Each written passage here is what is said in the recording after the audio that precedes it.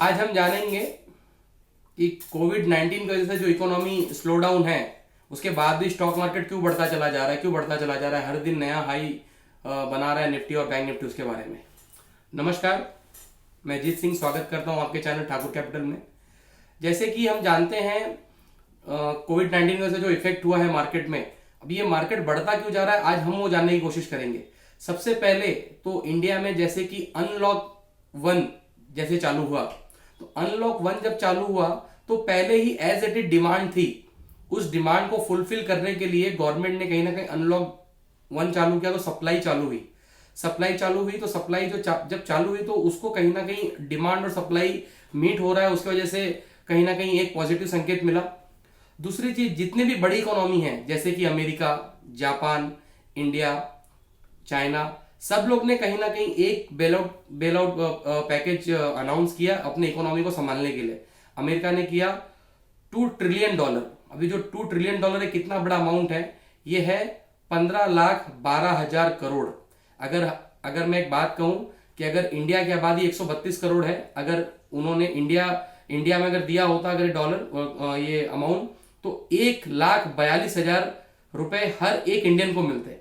उसी तरह अमेरिका में ये 4,20,000 रुपीज हर एक आदमी को मिला हुआ है एज अ उनको मतलब सपोर्ट करने के लिए, कहीं ना कहीं जो इकोनॉमी से उनको नुकसान हुआ है जो उनके इनकम को। उस तरह अगर हम लोग देखें तो ये जैसे ये इन्होंने सपोर्ट किया, इंडिया ने 20 लाख करोड़ दिया हुआ है, वैसे ही जापान ने कहीं कहीं ना $1 ट्रिलियन का बेल आउट पैकेज अनाउंस किया है अपनी इकोनॉमी के लिए। अब ये बेल आउट पैकेज अनाउंस करके होता क्या है, जैसे कि 2008 में जब रिसेशन आया तो चाइना ने $558 बिलियन मतलब कहीं ना कहीं 421 करोड़ रुपए उन्होंने एक पैकेज अनाउंस किया था अपने वहां पे road development, metro development, bullet train development के लिए। मतलब गवर्नमेंट ने इतना हैवी इन्वेस्टमेंट किया कहीं ना कहीं इंफ्रा में, जिसके वजह से सीमेंट की डिमांड, स्टील की डिमांड, कहीं ना कहीं रोड की डिमांड, हर चीज की डिमांड क्रिएट हुई। जिससे डिमांड क्रिएट होने के बाद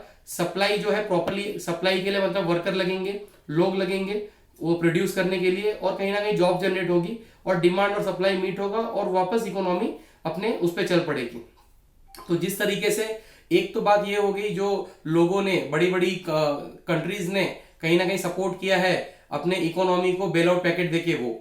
दूसरी चीज, आज के टाइम अगर हम लोग इंडिया में देखें तो जो रेपो रेट 6.4 वो चलते थे, आज कम से कम रेपो रेट हो गया है 4%। मतलब सबसे लो ये रेपो रेट है। मतलब आज अगर मैं बोलूं तो इतना सस्ता हो चुका है पैसा लेना मार्केट से, तो उसमें लिक्विडिटी बढ़ गई है। लिक्विडिटी बढ़ने के कारण, लिक्विडिटी ज्यादा होने के कारण लोग कहीं ना कहीं अगर आज लोन लेके स्पेंड करते हैं तो उनको वो कम खर्चीला होगा। अगर वो लेते हैं और खर्च करते हैं तो खर्चीला कम होगा। तो लिक्विडिटी बढ़ने के कारण, इंटरेस्ट रेट कम होने के कारण लिक्विडिटी बढ़ी है मार्केट में, और लिक्विडिटी के कारण कहीं ना कहीं मार्केट में ये हम लोग मूवमेंट देख रहे हैं, ये ऊपर ऊपर ऊपर ऊपर जा रहा है। मतलब अगर इंटरेस्ट रेट कम हो रहे हैं तो लोग आज इंटरेस्ट रेट कम होने की वजह से पैसे विड्रॉल कर रहे हैं और कहीं ना कहीं इकोनॉमी में वो खर्च कर रहे हैं। तीसरी चीज है कि कहीं ना कहीं लोग, जो नए लोग हैं, मार्केट जब नीचे गिर जाता है तो नए इन्वेस्टर भी इसमें इंटरेस्ट दिखाते हैं कि उनको शेयर अच्छे प्राइस पे मिल रहे हैं, लो प्राइस पे मिल रहे हैं, और वो कहीं ना कहीं लेने आते हैं।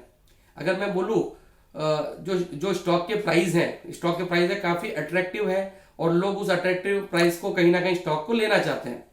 दूसरी चीज, जैसे कि इंडियन स्टॉक मार्केट है, इंडियन स्टॉक मार्केट में लोग पैसे डाल रहे हैं, कहीं ना कहीं इनफ्लो है, और इनफ्लो की वजह से जो हम लोग एक देखें कि नए इन्वेस्टर्स आ रहे हैं। बाद में जो रिवर्स रेपो रेट है उसमें कटौती की वजह से, जो अपने इंटरेस्ट रेट कम होने की वजह से लोग जो पैसे इसमें डाल रहे हैं। बाद में अगर आज लोग एफडी में पैसे रखेंगे तो उनको जो इंटरेस्ट रेट है वो 6% मिलेगा, और 6% अगर इंटरेस्ट मिले और जो इन्फ्लेशन है अगर वो ज्यादा चले तो कहीं ना कहीं वो मीट नहीं होगा। इसीलिए से लोग अपॉर्चुनिटी देख रहे हैं स्टॉक मार्केट की तरफ भी पैसे डालने की। और जो स्टॉक मार्केट है वो कोई ना कहीं जीडीपी नहीं है, वो सिर्फ एक ग्रोथ को दिखाता है। वो ग्रोथ को दिखाता है मींस, मतलब अगर स्टॉक मार्केट सिर्फ प्रिडिक्ट करता है कि आने वाले फ्यूचर रनिंग क्या हो सकते हैं, फ्यूचर ग्रोथ क्या हो सकती है, उस तरीके से इंडियन स्टॉक मार्केट या वर्ल्ड स्टॉक मार्केट को लग रहा है कि कहीं ना कहीं 2021 में इसकी वैक्सीन आ जाएगी कोविड की, और वो एक होप है, जैसे कि जितनी फार्मा कंपनीज हैं एग्रेसिवली लगी हैं कहीं ना कहीं कोविड 19 की वैक्सीन के लिए, तो एक वो फोकस है और कहीं ना कहीं उनको होप है कि कोविड 19 का 2021 में आ जाएगा वैक्सीन। और जैसे मूडीज ने जैसे कि डाउनग्रेड किया है इंडिया के ग्रोथ को, मतलब जीरो कर दिया है 2021 में, और उन्होंने वही कहा है कि 6.2 का कहीं ना कहीं 21-22 में ग्रोथ होगा इंडिया का। अभी इस तरीके से जैसे हम देख रहे हैं कि मार्केट में जो स्टॉक मार्केट है दैट इज ओनली इंडिकेटर कि आगे के वो कैसे एक्सपेक्टेशन क्या है। तो इन्वेस्टर्स को लग रहा है कि कोविड 19 का जो इफेक्ट है वो बहुत ज्यादा नहीं होगा कहीं ना कहीं, और ये निकल चुका है। जैसे कि 2008 का जो क्राइसिस था, 2008 के क्राइसिस के पहले ही स्टॉक मार्केट गिर चुका था, उसके बाद रिसेशन आया था। 2008 के क्राइसिस के पहले ही मार्केट गिर चुका था, उसके बाद रिसेशन आया था। मतलब स्टॉक मार्केट सिर्फ इंडिकेटर है, वो इंडिकेट करता है फ्यूचर को देखते हुए कि क्या हो रहा है। वैसे ही आज इन्वेस्टर्स को लग रहा है कि हम कोविड 19 के उससे निकल जाएंगे शायद, आई थिंक उनको ऐसा लग रहा है, इसीलिए वो कंटिन्यू इन्वेस्टमेंट कर रहे हैं। इन्वेस्टमेंट जैसे कि मैंने बताया कि इंटरेस्ट रेट एक बार कम हो गया है, उसके वजह से बाद में जो रेपो रेट रिवर्स रेट का इंटरेस्ट कम है, लिक्विडिटी ज्यादा है, बाद में जो एफडीज पे आपको रिटर्न्स कम मिल रहे हैं, उसके बाद वो अपॉर्चुनिटी देख रहे हैं। तीसरी बात, जो नए इन्वेस्टर अगर मार्केट गिरने के बाद वो आ रहे हैं और वो अपॉर्चुनिटी को देख रहे हैं, इस वजह से कहीं ना कहीं मार्केट पॉजिटिव है। और अगर मैं टेक्निकली बात कहूं तो 2008 में 50 ईएमए को कहीं ना कहीं टच किया था प्राइस ने, और 2020 में भी 50 ईएमए को कहीं ना कहीं टच किया है प्राइस ने। और अगर मार्केट कभी गिरता है तो वो बाउंस बैक भी देता है, तो वो बाउंस बैक है। मुझे ऐसा लगता है कि 7500 का जो निफ्टी ने लेवल बनाया है उसको वापस ये ब्रेक करके नीचे नहीं जाएगा, एक हायर लो स्टैब्लिश करेगा और वापस ये ऊपर की तरफ चढ़ेगा। जब ये हायर लो स्टैब्लिश करेगा तो हमारे पास अपॉर्चुनिटी होगी अच्छे स्टॉक अच्छे वैल्यूएशन में बाय करके आगे के लिए रखने के लिए, और हमको बहुत अच्छे रिटर्न्स मिलेंगे। अगर ये आपको वीडियो पसंद आया है तो अपने दोस्त और फ्रेंड लोग के साथ भी शेयर कीजिए कि उनको भी ये समझ में आए कि इतना खराब सिचुएशन में भी स्टॉक मार्केट तेजी से आगे क्यों बढ़ रहा है। नमस्कार।